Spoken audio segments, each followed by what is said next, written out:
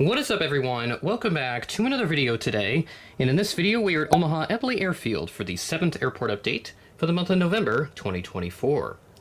We are once again in a new location for Eppley Airfield as we have some other things moving around in the normal area where this airport would be located. So it's moved into my room, at least temporarily, so the setup is not 100% complete. Just because I don't want to have to, especially with an airport of this size, setting up all the GSC and everything. It does get a little tedious with the larger airports, but so decided to exclude it from this update. But we do have some big news with an update on the construction, a new service as well, and other changes coming to the airport. So we'll go ahead and get started with a little update on the construction since this is kind of significant.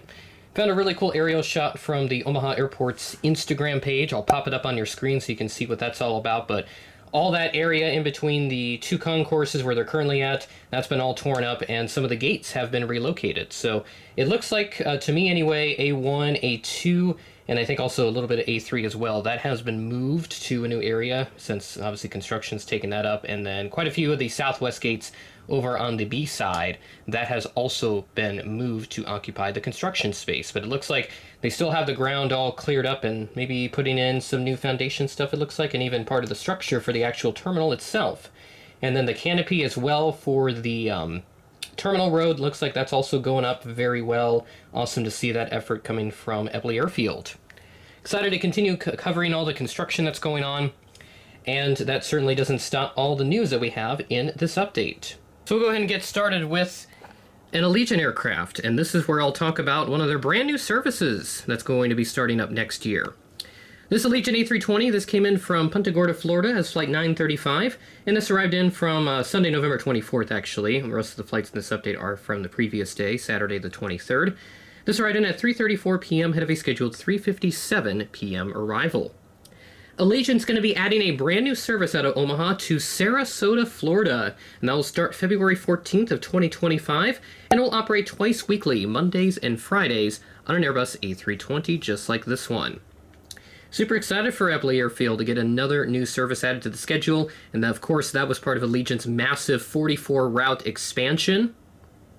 Of course, Des Moines, I mentioned this previously, they have two new services, which I'll talk about in the December airport update, since I already posted the November one that was recorded prior to that big route announcement coming out.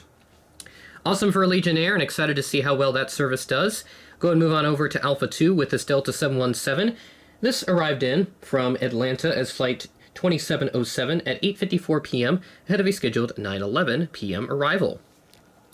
And then, I have to readjust here, so again, new area, so not exactly going to be the most ideal, so sorry about this. We'll try to get this back into its permanent spot for the December update. I'll wait until at least the end of the month, because obviously Christmas is coming around, so we've got some stuff set up. And of course, this airport had to be relocated. Just like all the gates over here, like the A and B gates, so a very similar setup, if you will. But next up at Gate A3, we have the Delta A319, and this also came in from Atlanta as flight 2495 at 12:07 a.m. right on time. So awesome to see that. We move to our regional services. We have a Delta Connection Embraer 175 up next, and this came in from Minneapolis as flight 3948, operated by SkyWest at 4:18 p.m. ahead of a scheduled 4:36 p.m. arrival. Right next to that, we have a CRJ 900, so the two infamous regionals right next to each other in this update. This arrived in from Detroit as flight 4055, also a SkyWest-operated flight. And this arrived in at 9:30 a.m. ahead of a scheduled 9:56 a.m. arrival. Brings us to our American section up next. This A320 with the IAE engines came in from DFW as flight 2266. This arrived in delayed at 9:33 a.m., delayed from an 8:59 a.m. scheduled arrival, so a 34-minute delay for this aircraft. Skipping over A7 today, and we're going to head straight down to A8, where we have a CRJ 200 up next, an Air Wisconsin-operated flight. This arrived in from Chicago O'Hare as flight 6034 at 11:57 a.m., delayed from a 10:11 a.m. scheduled arrival. So what's worse than flying on a CRJ 200? Flying on a CRJ 200 that is delayed, and this is delayed by an hour and 40-ish minutes. Next at Gate Alpha 9, we have the 737-800 for Alaska Airlines. This came in from Seattle as flight 312, also pulled this from Sunday, November 24th. This arrived in at 12:41 p.m., ahead of a scheduled 12:54 p.m. arrival, arriving in the midst of all of the football action. Then our last aircraft of the A gates, we have this American A319. This is a mainline service from Miami. This arrived in as flight 2827 at 11:16 p.m. ahead of a scheduled 11:53 p.m. arrival. And this service is going to be daily, mainline daily service from Miami on the 319 through February 12th, where we'll then go back to an Embraer 175. So really cool to see the upgraded service from Florida here from American Airlines. That's going to bring us on over to the other side of the airport where we have the B gates. And we'll start off with our solid United section, where we have the 737-900 up next for United Airlines.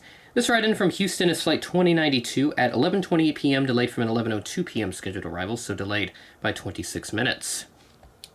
And right behind that, we've got the A320 by Altitude Models. Super fortunate to have this model once again. This ride-in from Chicago O'Hare is flight 1888 at 10:23 a.m., ahead of a scheduled 10:38 a.m. arrival.